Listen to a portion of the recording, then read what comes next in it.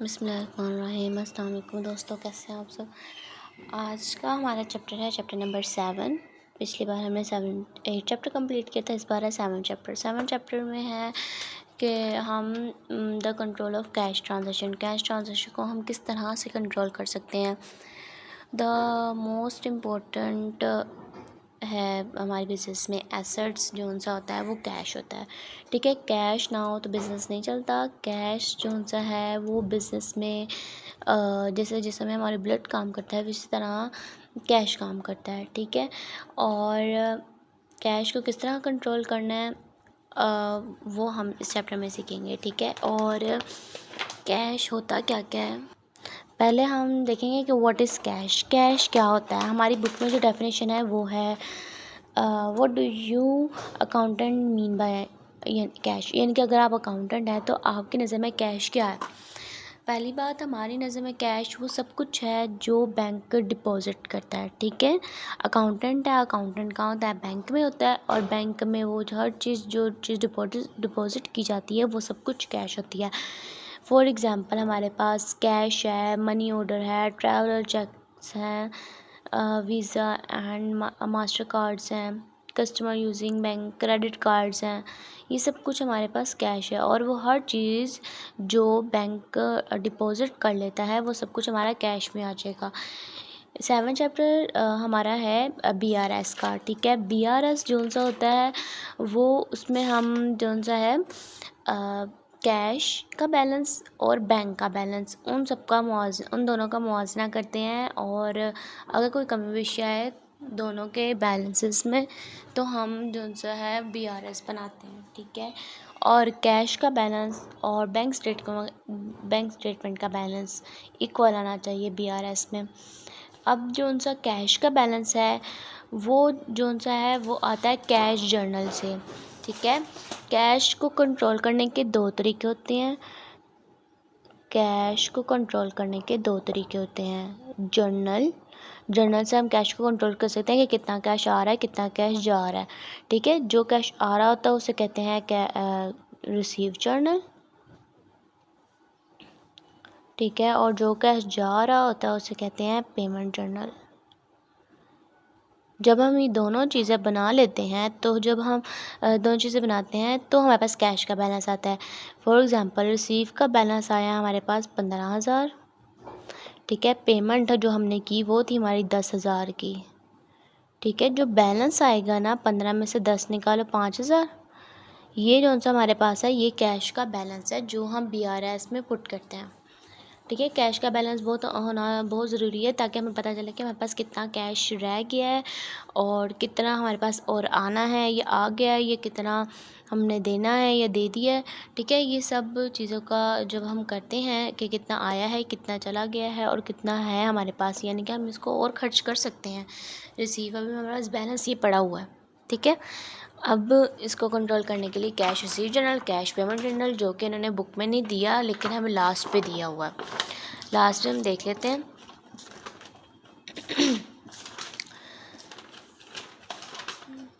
ये हमारे पास है कैश रिसीव जर्नल। ठीक है, वो इसमें कौन सा है, ये सारा इसका फॉर्मेट है, और इसमें हम वो ट्रांजैक्शन रिकॉर्ड करते हैं जिसमें कैश इन्वॉल्व होता है। और रिसीव जर्नल है चूँकि, तो जो सा रिसीव में बैलेंस आएगा ना, ये जो कैश हम रिसीव करेंगे, not account receivable, not receivable account receivable, कुछ भी रिसीव करें वो इसमें नहीं लिखना। ठीक है, जो कैश से इन्वॉल्व होगा, चाहे वो कैश थोड़ी अमाउंट में आया है, ठीक है, बाकी नॉट रिसीवेबल आ गए हैं, वो भी हम रिकॉर्ड कर सकते हैं, बस कैश उसके साथ इन्वॉल्व होना चाहिए। ये दोनों चीज़ें आ गई। अब कैश रिसीव जर्नल में ये इसका फॉर्मेट है जिसमें हमारे पास डेट होती है, एक्सप्लेनेशन, कैश, सेल। अब एक्सप्लेनेशन जो सी होती है ना, ये होती है जब हम एंट्रीज करते हैं ना, मतलब कैश आया और अकाउंट रिसीवेबल चले गए, इस तरह की कोई एंट्री करते हैं तो नीचे जो सी एक्सप्लेनेशन लिखते हैं कि अकाउंट रिसीवेबल कम हो गई या ऐसे हो गया, जो भी वजूहत उसकी होती हैं वो एक्सप्लेनेशन यहाँ पे लिखनी है, जिसे नरेशन कहते हैं। एक्सप्लेनेशन में नरेशन लिखनी है, कैश में कैश, सेल्स डिस्काउंट में ज़ाहिर सी बात है हमने कोई चीज़ सेल्स की है तभी हमारे पास कैश आ रहा है, तो जो कैश हमने रिसीव किया है उसके ऊपर हम जितना डिस्काउंट दे रहे हैं, मतलब कोई चीज़ सेल की है ना, डिस्काउंट पे सेल की है, तो वो जो सा डिस्काउंट होता है वो हम यहाँ पे रिकॉर्ड करते हैं। फिर अदर अकाउंट्स में आ जाता है, अगर कैश के अलावा भी हमने कोई अकाउंट्स किया, जैसे कि यहाँ पर है कि सेल्स ऑफ लैंड की थी, कैश आया था और नोट रिसीवेबल आया था, तो जो इसके साथ कंपैरिजन होकर आएगा ना वो हम यहाँ पे लिखेंगे। ठीक है, अगर खाली नोट रिसीवेबल देता तो हम ये वाली एंट्री ना करते। ठीक है, उसके बाद है क्रेडिटेड अकाउंट, जो अकाउंट हम क्रेडिट करते हैं वो हम यहाँ पे लिख देंगे। ठीक है, अगर अकाउंट रिसीवेबल क्रेडिट होते हैं, जैसे कि हमारे पास एंट्री होती है कि हमने चीज़ें सेल की हैं, तो हमारे पास आया अकाउंट रिसीवेबल, उसने आधार पर चीज़ें सेल्स की हैं, अकाउंट रिसीवेबल आ गया और सेल्स हो गई।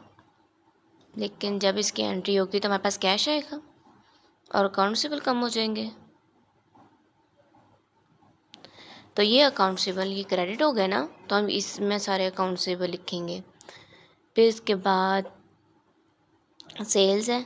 ठीक है, अगर जो सी हमने सेल्स की हैं ना, फॉर एग्ज़ाम्पल हमने डायरेक्ट सेल्स की हैं, ठीक है, उधार पे नहीं की, जैसे कि कैश आया और सेल्स कर दी, ये वाली एंट्री हम करेंगे। कैश इधर लिख देंगे, सेल्स डायरेक्ट इधर लिख देंगे कि सेल्स की हैं।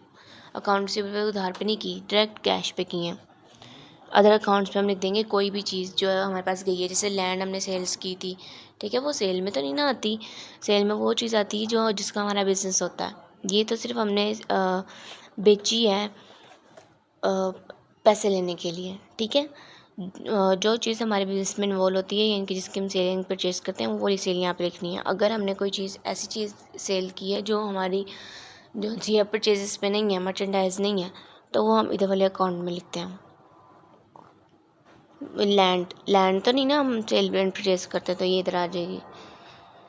उसके अलावा गेन ऑन सेल, यानी कि कोई भी ऐसा गेन जो हमें फॉर्चुनेटली मिले, फॉर एग्ज़ाम्पल कि हमने ये लैंड सेल करनी है, ठीक है, हमें नहीं पता इसमें सेल होगा ये गेन होगा, बस हमें पैसे चाहिए थे, बट फॉर्चुनेटली हमें इसमें ज़्यादा पैसे मिलेंगे जी, कि जितने की हमारे पास लैंड थी ना उससे ज़्यादा पैसे मिलेंगे, तो वो गेन आ जाता है।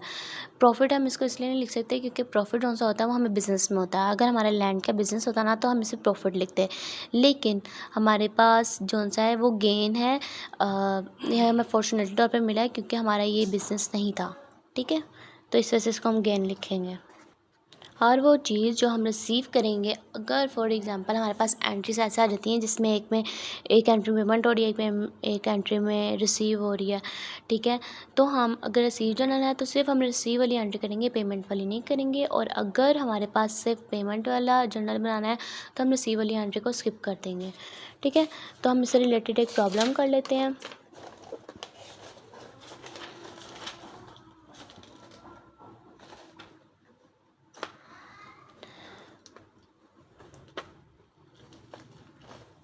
पहले हम करते हैं रिसीव जर्नल।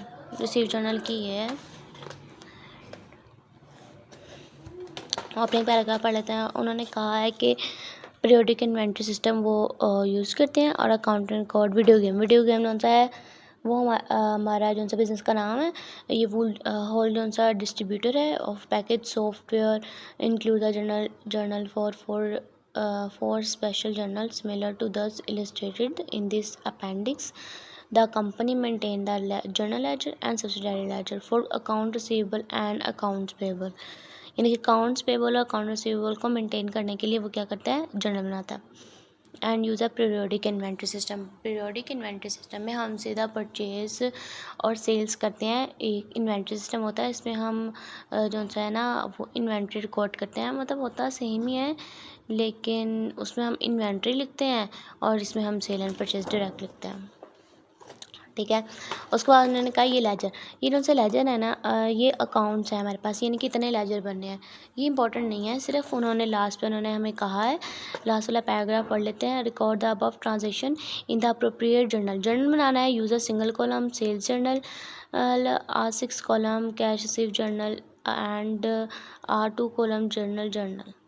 ठीक है, अब हमने जो सा है कैश रिसीव जर्नल बनाना है, यूज़र सिंगल कॉलम सेल, ये सेल जर्नल होता है। सेल जर्नल जो सा है ना इसी तरह होता है जैसे सेम जर्नल होता है, बट उसमें सेल सारी रिकॉर्ड की जाती हैं। ठीक है, वो भी मैं आपको दिखा देती हूँ वो किस तरह से होता है।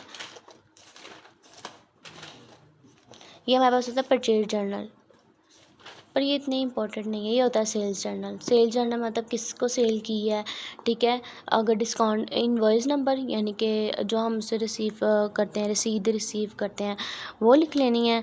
और टर्म्स आ जाएंगी कि 210 है, नेट 30 पे है कि सिर्फ नेट 30, यानी कि 210 होता है कि 10 दिन में अगर पेमेंट कर देगा 30 दिन बाद तो हम उसको 2% डिस्काउंट देंगे, ठीक है।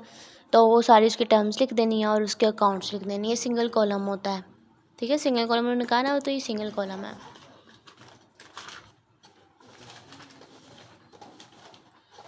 दोबारा क्वेश्चन पे आ जाते हैं। 6 column cash receive journal. 6 column का मतलब होता है, ये इसका फॉर्मेट है जर्नल का, ठीक है। 6 कॉलम हो गया है कि इसमें हम अमाउंट लिखते हैं, इसमें भी हम अमाउंट लिखते हैं, इसमें भी अमाउंट लिखते हैं। ये 1 2 3 3 ये कॉलम हो गए। क्रेडिट साइड पे 1 2 और 3 ये कॉलम हो गए। तो ये 6 कॉलम जर्नल आ गया। जिसमें हम अमाउंट लिखते हैं ना, उसको उसके कॉलम्स को काउंट करते हैं। अब हम एंट्री करते हैं। पहली एंट्री में उन्होंने कहा है कि sold merchandise to the game store for cash. Cash पे उन्होंने सेल्स किया है किसको, sold merchandise to the game store for cash. Game store को उन्होंने कैश पे सेल्स किया, ठीक है। तो हम इधर डेट लिख लेंगे। पहले ऊपर फॉर्मेट पे हमने लिख देना है कि कैश रिसीव जर्नल है for the month ended, for the ऊपर जो सा है ना वो गेम का नाम यानी कि कंपनी का नाम लिख देना है, द वीडियो गेम। मेरे पास जगह नहीं है तो इसलिए फॉर द मंथ एंडेड जून है, जून 30। अपने पास से 1994 अगर दिया होगा तो ठीक है, नहीं दिया होगा तो नहीं लिखेंगे। और उसके बाद हमारे पास आ जाती है 1 जून की थी। 1 जून की एंट्री होगी क्योंकि इसमें कैश इन्वॉल्व है, ठीक है। सोल्ड मर्चेंडाइज की है जून 1 को, इधर हम लिख देंगे जून है 1 है, ठीक है। एक्सप्लेनेशन लिखेंगे सेल्स ऑन कैश। कैश पे सेल्स की है ना, और कैश हमारे पास आ गया एंड दिया है 472 इधर आ गया। कैश पे सेल्स की तो हमारे पास डेबिट होता है कैश और क्रेडिट होता है सेल्स। तो सेल्स में हम डायरेक्ट लिख देंगे इसको 472। किसको सेल्स किए हैं, द वीडियो गेम को। वीडियो गेम का अकाउंट क्रेडिट कर देंगे,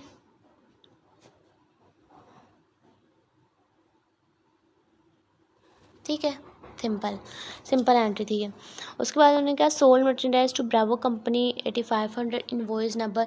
ये इनवॉइस नंबर दिया गया कि इस इनवॉइस पर सेल्स की है 210 नेट 30। मतलब जब भी वो हमें पैसे देगा तो हम अगर 30 दिन के 10 दिन बाद यानी कि 1 महीने के ऊपर जो से 10 दिन है ना, उसके अंदर वो पेमेंट कर देगा ना तो हम उसको 2% डिस्काउंट देंगे। इसका मतलब ये होता है, इसका मतलब हमने कैश रिसीव नहीं किया तो ये वाली एंट्री नहीं होगी। उसके बाद receive cash refund of 1088 for merchandise return to supplier, ठीक है। हमने जो सी चीज़ें ली थी ना सप्लायर से, ज़ाहिर सी बात है हमारा मर्चेंडाइज का बिज़नेस है तो हम एक तरफ से सेल्स करते हैं, एक तरफ से परचेज़ करते हैं, यानी कि पहले माल ख़रीदते हैं बेचने के गर्ज से।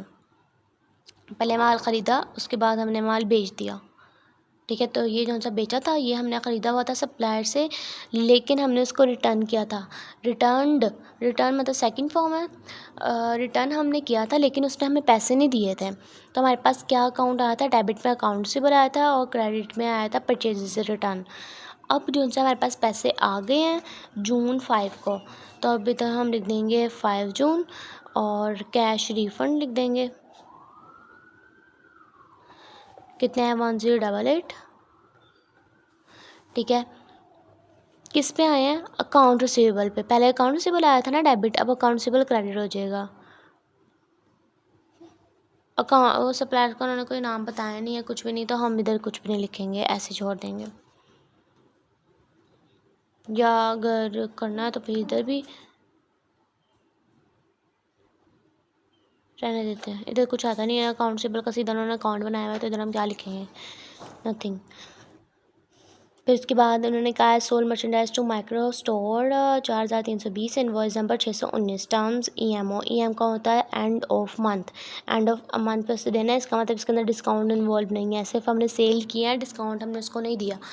तो जब वो हमें पैसे वापस करेगा तो पूरे पैसे वापस करेगा, लेकिन यहाँ पे कैश रिसीव नहीं हुआ तो इस वजह से हम इसकी एंट्री नहीं करेंगे। देन हमारे पास एंट्री आ जाती है 11 की, जून 11 को हमने रिसीव किया है 2310 cash as a partial collection, यानी कि उसका एक हिस्सा हमने कलेक्ट किया है जो कि 6310 अकाउंट रिसीवेबल थे। अकाउंट रिसीवेबल हमारे पास कितने थे? 6310, और कैश हमने उसका रिसीव किया है 2310, और बाकी के जो बैलेंस है वो हमारे पास आ गया है 4000। ठीक है, 4000 रिमेनिंग बैलेंस है। जो हमारे पास 4000 बच के है ना, वो हमने उसका ले लिया है नॉट रिसीवेबल। ठीक है, अब इसकी एंट्री इस तरह से होगी कि हमें तो लिख देंगे जून 11, और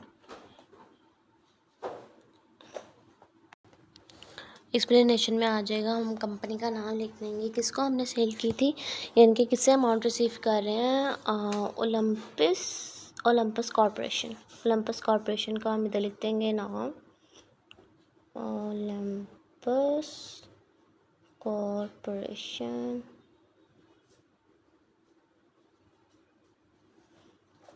जिससे हमने कैश रिसीव किया 2310, ये कैश में आ जाएगा, और अदर अकाउंट्स में हमारे पास आ जाएगा, हम जिस अकाउंट में गए तो कुछ नहीं ना दिया, तो अदर अकाउंट्स में आ जाएगा हमारे पास जो हमने रिसीव किया नॉट रिसीवेबल, तो इधर आ जाएगा नॉट्स रिसीवेबल। 4000 के नॉट रिसीवेबल हमने किए हैं रिसीव, और क्रेडिट भी क्रेडिट कौन सा होगा, वो हमने करना है अकाउंट रिसीवेबल, क्योंकि जब हमने उसको चीज़ें सेल की थी ना तो अकाउंट रिसीवेबल उसका डेबिट किया था। ठीक है, तो अकाउंट रिसीवेबल 6310 से क्रेडिट हो रहा है, तो यहाँ पे आ जाएगा 6310। ठीक है, यहाँ पे एंट्री होगी। यहाँ पे चाहो तो यहाँ पे भी उसका कस्टमर का नाम लिख सकते हो जिसके साथ हमने किया ओलंपस कॉरपोरेशन, ना भी लिखोगे तो चलेगा, क्योंकि हमने एंट्री से किया अकाउंट रिसीवेबल ऑलरेडी क्रेडिट है, हम उसको उसके क्रेडिट अकाउंट में क्या करेंगे, कुछ भी नहीं। देन हमारे पास आ जाती है क्वेश्चन नंबर 11, हो गया क्वेश्चन नंबर 13, एंट्री नंबर 13 जून की, receive cheque from Bravo company in settlement of invoice dated 4 June. 4 जून को जो हमने उसको भेजा था ना, 4 जून ये है, ब्रेवो कंपनी को 8500 की चीज़ें बेची थी। ठीक है, तो उन्होंने क्या उसका सेटल कर दिया अकाउंट, जो कि इन्वॉइस डेट थी 4 जून को, 4 जून को हमने इसको सेल किया था, और उसके ऊपर उनका है लेस डिस्काउंट क्या है, 4 और 13, यानी कि 14 तारीख को उसके 10 दिन होंगे पूरे।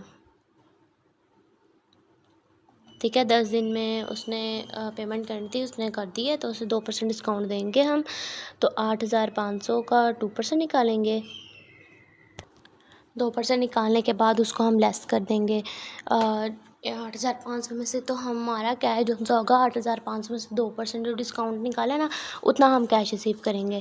फॉर एग्ज़ाम्पल 13 की है, 13 हमने इधर लिख दिया 13 जून।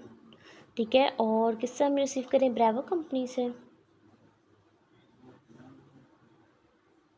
यहाँ पे आ जाएगा ब्रेवो कंपनी, क्योंकि उन्होंने जौन सा है वो जौन सा है ना, ये हमने रिसीव किया था 11 को। ठीक है, रिसीव 2310 कैश। ठीक है, इसमें जौन सा इनवॉइस नंबर नहीं दिया हुआ था ना, सिर्फ कस्टमर का नाम दिया हुआ था कि इससे जौन सा हमने ना कैश रिसीव किया है, लेकिन जौन सा जून 13 में है ना, उन्होंने दिया हुआ है कि इनवॉइस डेटेड 4 जून को है, तो 4 जून का हमारे पास इनवॉइस नंबर क्या है, इनवॉइस नंबर 618 है।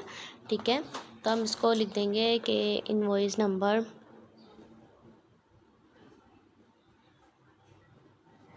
618। ठीक है, उसके ऊपर डिस्काउंट है, तो हम इसको लिख देंगे लेस डिस्काउंट, लेस 2%, ऐसे कुछ लिख देना। ठीक है, लेस 2% डिस्काउंट, या लेस 2% अगर जगह नहीं होगी तो हमने जो सा है 8500 की बेची थी, और 8500 का 2% निकाल लेते हैं।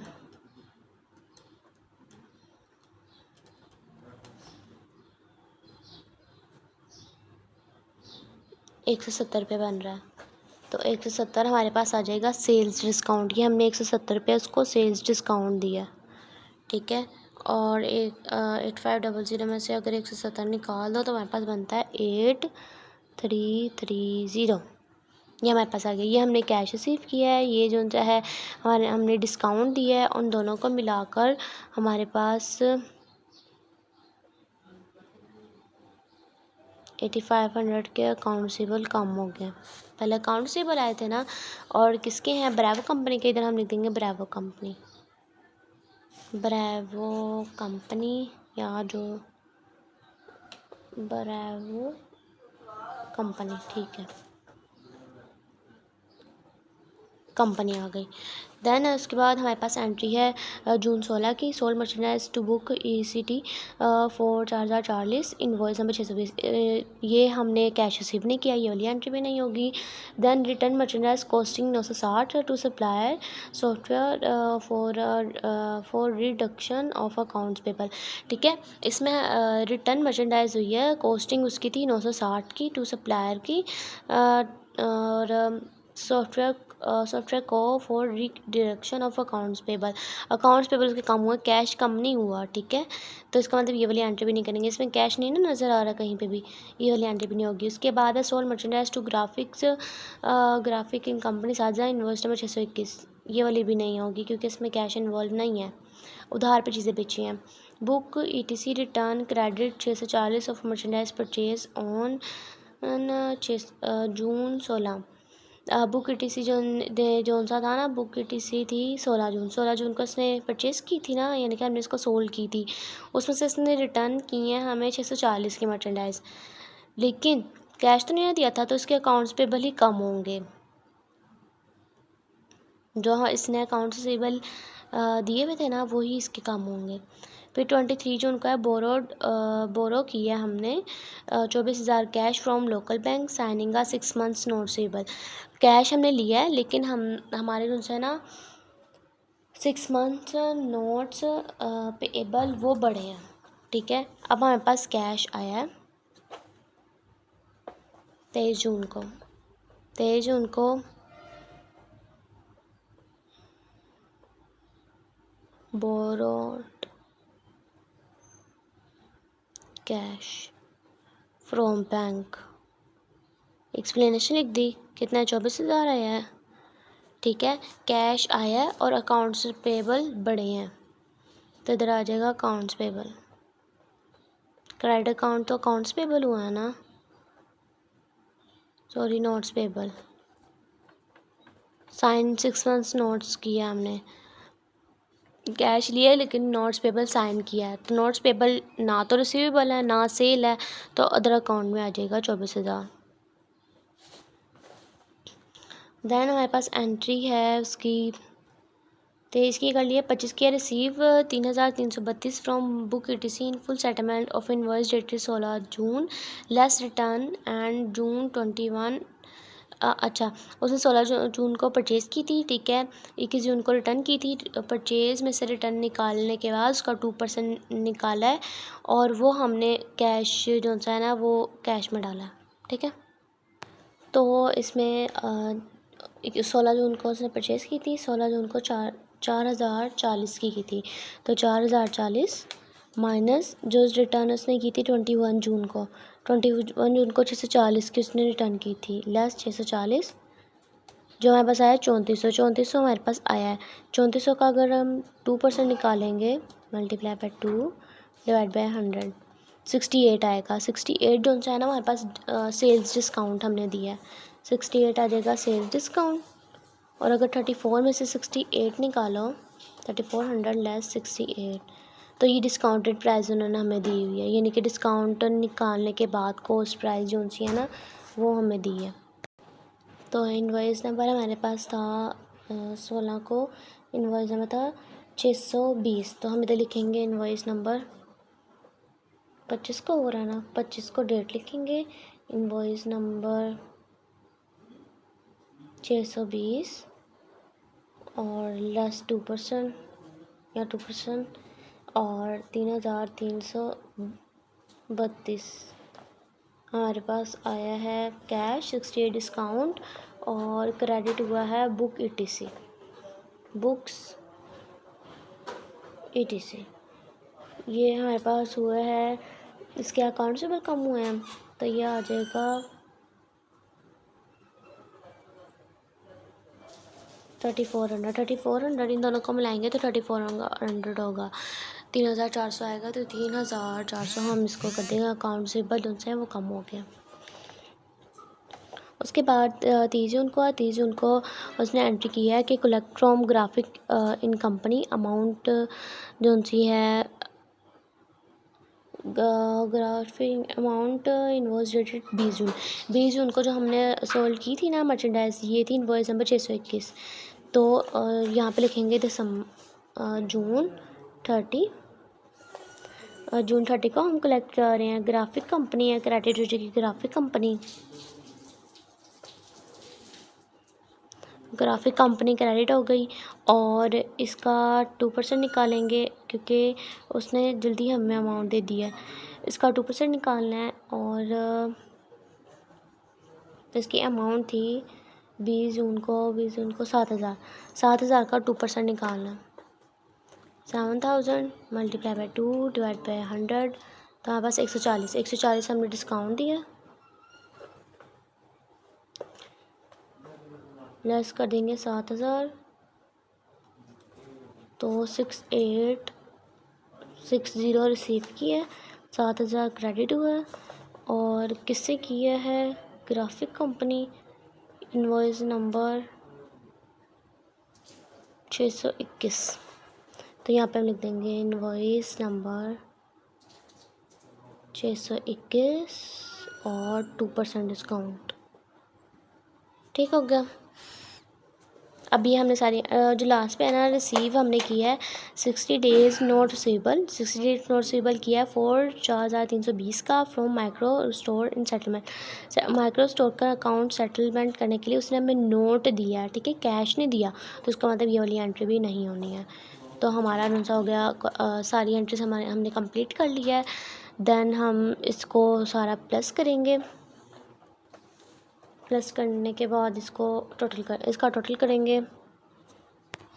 ठीक है, इन सब का हमने टोटल कर लिया है। इसके टोटल हमारे पास कैश हमारे पास है 46392, ठीक है, जिसके अंदर से 378 हमारे पास डिस्काउंट हो गया, 4,000 नोट रिसीवेबल के थे, इस तरह सेल हमारे पास थी और अकाउंट्स रिसीवेबल हमारे जो से कम हुए थे और अदर अकाउंट्स इन सब का बैलेंस कर लिया और नीचे देखा तो दोनों साइड इक्वल आई थी। इसका मतलब हमारा क्वेश्चन बिल्कुल ठीक हुआ, एंट्री साइड ठीक है। अब हमारे कैश रिसीव जर्नल हो गया है और अब बारी है कैश पेमेंट जर्नल की।